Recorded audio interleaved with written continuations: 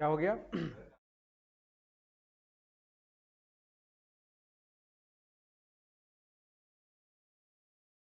चलो इधर देखो, देखो ध्यान दो भाई, पेपर के पैटर्न में बड़ा प्रॉब्लम है आप लोग को, है ना? पेपर में कितने मार्क्स का है ना? 100 मार्क्स का। दो पोर्शन डिवाइड किया गया इसका, एक का नाम, दूसरे का नाम। बात समझ में आ रही कि नहीं? सेक्शन ए कितने मार्क्स का, और सेक्शन बी ये। बात क्लियर है ना? एक बात ध्यान दोगे आप, इसमें नंबर ऑफ क्वेश्चन कितना है?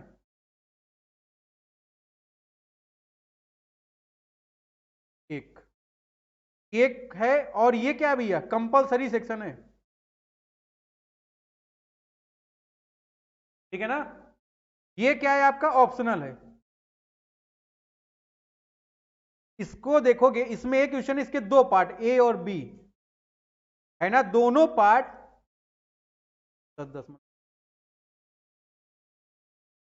ठीक है ना? बात समझ में आ रही कि नहीं? 100 नंबर का पेपर है, पेपर का दो portion, section A compulsory section, section B optional. Section A कितने नंबर का, 20 नंबर का। सेक्शन बी कितना, 20 नंबर का। सेक्शन ए में नंबर ऑफ क्वेश्चन कितना, एक। इसके पार्ट कितने, दो। दोनों पार्ट कितने नंबर के, 10-10 मार्क्स। बात समझ में आ रहा है आपकी? अब ध्यान दो, इसमें कितना करना आपको, कितना आ रहा है इसमें? इसमें 6 क्वेश्चन आपसे पूछा जा रहा है, करना कितना है आपको, 4 करना है। ऑप्शन है ना आपके पास? हमने आपको बताया, आपको पढ़ना क्या है सबसे पहले कायदे से, फिर मैंने आपको पढ़ाया आपको क्या पढ़ना है कायदे से, कैपिटल गेट। फिर इतनी बात क्लियर है आपको? फिर मैंने क्या बोला आपसे पढ़ने को,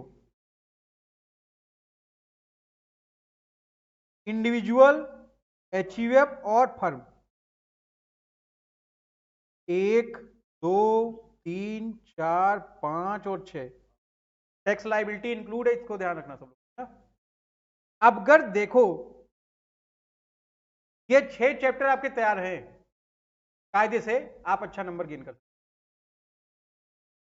अब देखना, इसी में से कोई एक स्किप होगा, एक, और वहीं पर थ्योरी आएगी जो भी तुमको प्रीवियस ईयर और उसका एक्सेप्शन, एग्जेम्प्टेड इनकम, असेसमेंट और अथॉरिटी।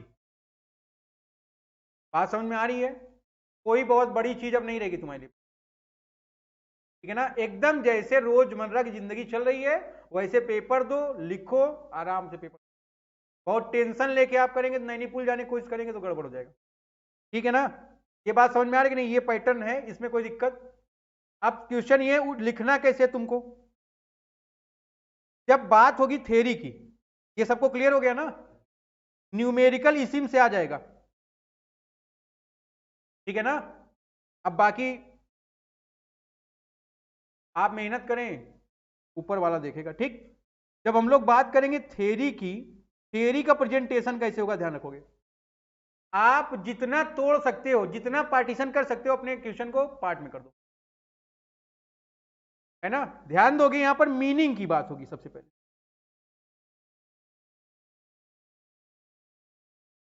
सबसे पहले आप क्या लिखोगे, जो चीज पूछा तुमसे उससे मीनिंग लिखो। मीनिंग अपने अकॉर्डिंग आप लिखेंगे, फिर इनकम टैक्स के अकॉर्डिंग आप लिख दो। उसके बाद उसमें जो चीजें डिस्क्राइब कर, तो पहला पार्ट क्या हो गया आपका, मीनिंग। फिर दूसरे में आप देखोगे पूरा इसका एक्सप्लेनेशन लिखते हो आप।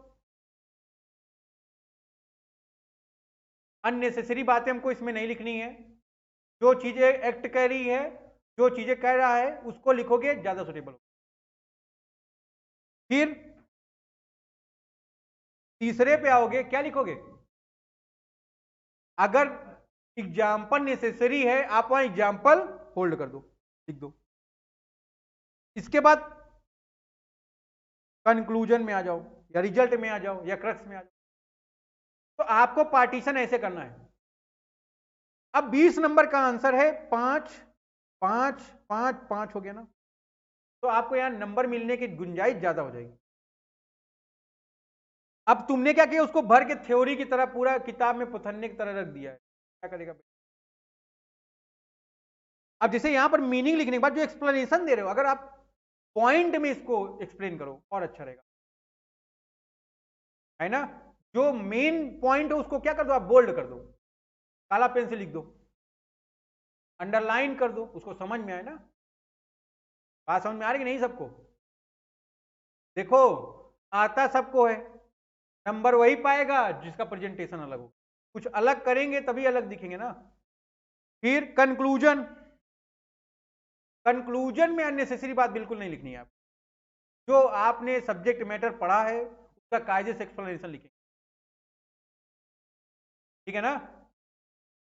तो थ्योरी में ऐसे आपको काम करना है। मीनिंग में अगर आप चाहो इनकम टैक्स के अकॉर्डिंग या जर्नल जो चाहो आप ऐसे भी लिख सकते हो, ठीक है ना, अपने वर्ड में। अब एक चीज और ध्यान रखो, जब हम न्यूमेरिकल की बात करेंगे तो न्यूमेरिकल कैसे लिखोगे। न्यूमेरिकल को कैसे प्रेजेंट करना है ये देखो। जैसे सबसे पहले जब आप कंप्यूटेशन कर रहे हो क्या लिखोगे, कंप्यूटेशन ऑफ, अगर हम लोग पांचों हेड की इनकम है तो लिखो computation of income from salary. Salary में सैलरी लिखो, हाउस प्रॉपर्टी में हाउस प्रॉपर्टी लिखो, है ना। पीजीबीपी में पीजीबीपी लिखो, कैपिटल गेन में कैपिटल गेन लिखो, अदर सोर्स में अदर सोर्स लिखो। बात समझ में आ रहा है, कोई दिक्कत। फिर यहां नीचे क्या लिखते हो, for the assessment year, assessment year common है आपका 22-23, कोई दिक्कत नहीं इसमें। मैंने आपको बताया यहां पर क्या लिखते हो, यहां पर लिखो एसएससी कौन सा है, जो भी एसएससी हो उसका नाम यहां लिखो। आप चेक करोगे यहां पर प्रीवियस ईयर कौन सा है, आप लिखो यहां असेसमेंट ईयर कौन सा है। अगर आप चाहो असेसमेंट ईयर छोड़ सकते हो क्योंकि ऊपर लिखा है, आप यहां लिख सकते हो इनकम कौन सी है आपकी, चाहो तो। अदरवाइज आप यहां income from salary house property जो भी होगा लिखोगे, ठीक है। ये किसके लिए मैंने बोला, मान लो अगर सैलरी है या हाउस प्रॉपर्टी है, अगर यहीं पर देखो बात हो रही कैपिटल गेन की, 80-20 रेशियो है, इसका भी आने का चांस है। कैपिटल गेन का जब आप कंप्यूटेशन करोगे ये चीज हो गया, इसी में आप यहां लिखो पीरियड ऑफ होल्डिंग। तुमको पढ़ाएंगे ना 36 महीने 12 महीने 24 महीने असेसमेंट पढ़ाएंगे ना। अगर 36 महीने कुछ एसेट क्या हो गई लॉन्ग टर्म, या इससे ज्यादा लॉन्ग टर्म हो गया, उससे कम है, पीरियड ऑफ होल्डिंग आप यहां लिखोगे 6 महीने 10 साल 5 साल जो भी है ना। फिर यहां लिखोगे आप टाइप्स ऑफ एसेट्स, क्या लिखेंगे, है ना, लॉन्ग टर्म कैपिटल एसेट है कि शॉर्ट टर्म कैपिटल एसेट है, ठीक है ना, या फाइनेंशियल एसेट है, कैसी एसेट है आप लिखोगे, ठीक है, कोई दिक्कत। फिर आप अपने इनकम का नीचे कैलकुलेशन करो, ठीक है। और कोई बात जो मैंने आपको पढ़ाते समय बताई है सुटेबल लग रही, आप अपने प्रेजेंटेशन में उसको इंक्लूड। एक चीज ध्यान रखना, जब सब लिख लेना, सोल्यूशन हो गया पूरा तुम्हारा, सोल्यूशन के बाद यहां लिखना नोट। जैसे मान लो सैलरी की बात है, तो सैलरी में तुमने कुछ प्लस किया, अलाउंस है, कुछ माइनस किया है ना, बिचेबल लोअर एवर जो भी चीजें हैं, उसको ये नोट में आप अपने मेंशन करते चलना, पहले में मैंने ये किया है ना, सैलरी की मीनिंग मैंने यहां पर ये मानी है, ठीक है ना, यहां पर ये अलाउंस था, एग्जाम था इस सेक्शन में, ये सारी बात आप नीचे नोट करते हुए पर कीजिस सब अलाउंस सब आप बताते हुए चलो। बात समझ में आ रही कि नहीं। जब आप इतना करोगे तब जाके आपको 20 में से 20 नंबर मिलने वाला, ठीक है। टैक्स लाइबिलिटी, अच्छा अब मान लो तुम कर रहे हो इंडिविजुअल एचयूएफ फर्म का सवाल, है ना। कंप्यूटेशन आप यहां लिखोगे total income of the individual मान लेना, है ना। ये सब चीजें लिख लिया तुमने। उसके बाद जब टैक्स लायबिलिटी कैलकुलेट करोगे आप बिल्कुल अलग करना। अब कैलकुलेशन के समय चेक करने ना टोटल इनकम कितने की है तुम्हारी। टोटल इनकम में माइनस कर देना लॉटरी,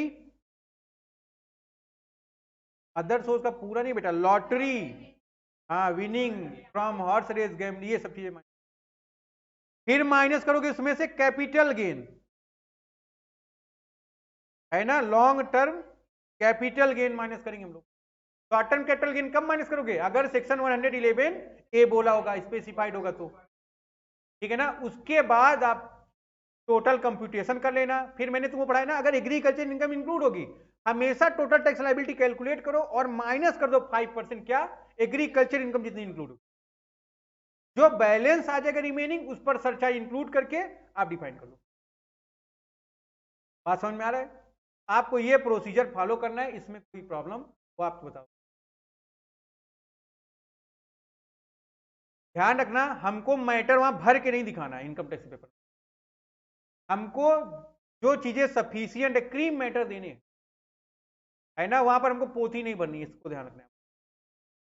ठीक है, इतनी बात में अगर कुछ पूछना हो आप पूछ सकते। प्रेजेंटेशन का ध्यान रखना बस, इसको प्रेजेंटेशन ही तुम्हारा नंबर बढ़ाएगा, प्रेजेंटेशन ही तुम्हारा नंबर कम करेगा, यही ध्यान रखना है। ठीक है, तो हमारी आपकी बात इतनी है, इतना आप पढ़े टैक्स में, बाकी जीएसटी में गैपिंग है, हम उसमें आपको जो चीजें छूटी हैं सब क्लियर कराएंगे। ठीक है ना, फिलहाल अभी तुमको केवल कहां पर ध्यान देना, केवल टैक्स में। ठीक है ना, फिर मिलते हैं हम लोग, मिलते रहेंगे, ठीक है। अच्छा, जो जो लेक्चर रिकॉर्ड करके तुम्हारे पास नहीं है हमको बता देना, मैं कहीं पर पॉइंट में दिक्कत आ रही है मैं तुरंत अपलोड कर दूंगा। ठीक है, जिसको प्रॉब्लम है वो मैसेज करे, फोन करे अपना, एक पर्टिकुलर समय दे दिया जाएगा, उस समय आए उसका प्रॉब्लम सॉल्व करा।